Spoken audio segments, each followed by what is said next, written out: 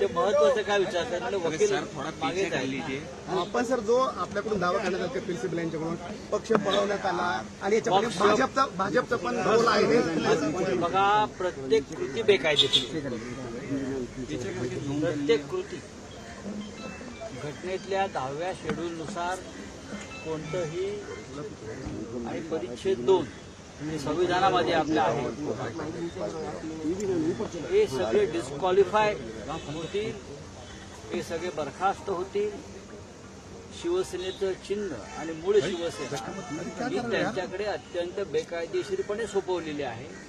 कोणताही नियम, कोणताही कायदा आणि कोणतंही संविधानातलं कोणत्याही सेक्शननुसार काम झालं नाही, हे आज कपिल सिब्बल यांनी मुख्य न्यायाधीशांच्या पुढे विधानसभा अध्यक्षांची महत्वाची जबाबदारी होती, पण त्याचा संजय सर एक हिंदी में संजय सर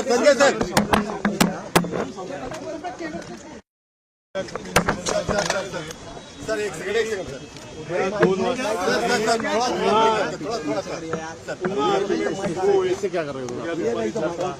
आज काही मुद्दे मांडण्यात आले, त्यांनी समोर न्यायाधीशांनी सुद्धा त्या प्रकारचा प्रतिसाद दिला. त्यांनी काही गोष्टी विचारल्या, त्याचं स्पष्टीकरण देताना व्यवस्थितरित्या तर्क मांडत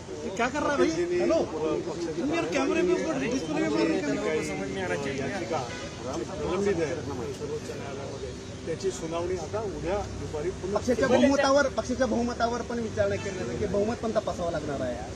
पक्ष, ओरिजिनल पार्टी आणि लेजिस्लेटिव्ह पार्टी याच्यामधला फरक हा कशा रीतीने आहे, वेगवेगळ्या पद्धतीने तो अधोरेखित करण्यात आला. आणि ओरिजिनल पक्षाचे जे अधिकार आहेत की कुठचंही पाऊल घेताना, कुठचीही नेमणूक विधिमंडळाच्या पक्षाच्या निवडणुकीत सुद्धा पक्षाच्या असलेल्या घटनेमध्ये पक्षाने ठरवलेल्या चौकटीमध्ये त्या होतात आणि त्याला मान्यता ही सर्व प्रकारची भूमिका असते. त्यामुळे या सगळ्या गोष्टी कशा रीतीने उल्लंघन करून बाकीच्या गोष्टी विधानसभा अध्यक्षावर पण खूप सगळ्या टिप्पणी त्यांनी दिलेल्या आहेत. सुभाष देसाई विरुद्ध जी केस होती त्या सुभाष देसाई केसचे दाखले देईल. कोर्टानेही त्या गोष्टी मान्य केल्या की यामध्ये अशा या गोष्टींचं उल्लंघन. सर पण या सगळ्यात एक प्रश्न, कपिल सिब्बल जी ने आज जिस तरह से हमारे युक्तिवाद को सुप्रीम कोर्ट में हुआ उसको होगा. कई मुद्दे इसमें आए कि ओरिजिनल पार्टी इसमें क्या फर्क है और ओरिजिनल पार्टी की जो एक जिम्मेदारी रहती है, उसका जो एक भूमिका रहती है वो लेजिस्लेटिव पार्टी से कई ज़्यादा रहती है. इस बात को तर्क के साथ में कपिल सिब्बल जी ने आज सर्वोच्च न्यायालय में प्रत्येक गोष्टीवर आणि त्याला सुभाष देसाई केसमध्ये दुजोरा आहे. सुभाष देसाई केसमध्ये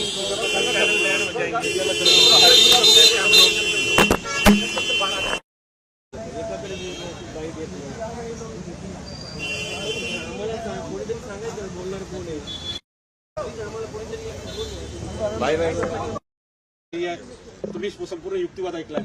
आज सुप्रीम कोर्टामध्ये माननीय कपिल सिब्बल यांनी बाजू मांडली आणि उद्या माननीय न्यायालयाने उद्याची पण पुन्हा वेळ दिलेली. उद्या पुन्हा 2 वाजता माननीय कपिल सिब्बल हे पक्षाची बाजू मांडतील.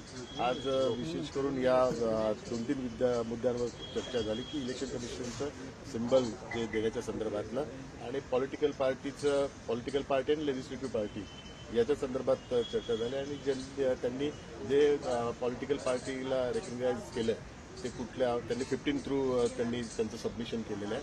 परंतु तसं नाही, इलेक्शन कमिशनने जे रेकग्नायझेशन दिलेलं आहे ते दुसऱ्या कलमाच्या आधारे दिलेलं आहे.